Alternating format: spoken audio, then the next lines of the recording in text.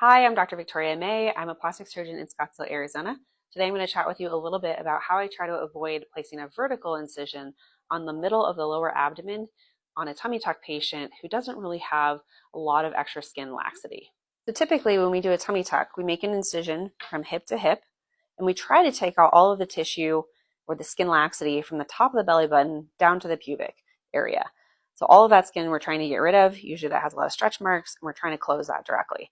But in some patients that don't have a lot of extra skin laxity, we don't have enough skin to go from the top of the belly button down to the pubis.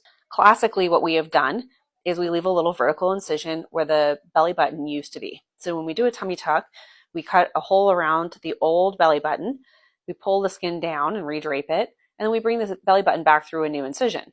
And oftentimes we're able to cut out all of that skin, and so it wouldn't even matter where the original belly button was. But if we're not able to, we have to close that hole where the belly button used to be, and it closes a little vertical incision just like this on the lower abdomen. So I'll show you what I try to do instead. So this is a patient who has a pretty large diastasis or separation of her muscles from having babies. She doesn't actually have enough skin to cut out from the top of her belly button down to her pubis.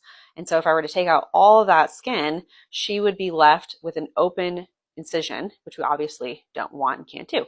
So instead, I designed her tummy tuck scar with a little vertical tab of skin that I like to refer to as a rainbow because it kind of looks like one. And this is what it looks like right here. So you can see this vertical tab of skin.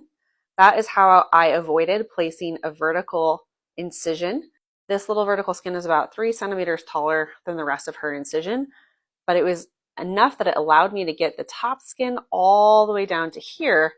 And then at 1 year, or just about, once all of her healing has occurred and her swelling's gone down, her scar tissue is softened, I bring these patients back into my office and we do a quick little scar revision. We take out that extra tab of skin or that rainbow area, do that under local anesthesia. It's a pretty quick procedure. And we can leave her with a nice curved incision at the very bottom, just like we would in a patient that does have enough tissue to take out that full distance from the top of the belly button all the way down to the pubis.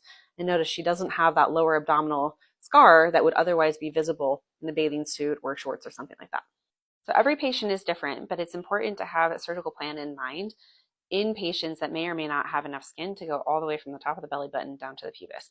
And I find that patients are usually willing to undergo a scar revision at 1 year if it helps us avoid that vertical scar. So this is my method for trying to avoid that vertical scar. If you have any questions or comments, feel free to drop them below.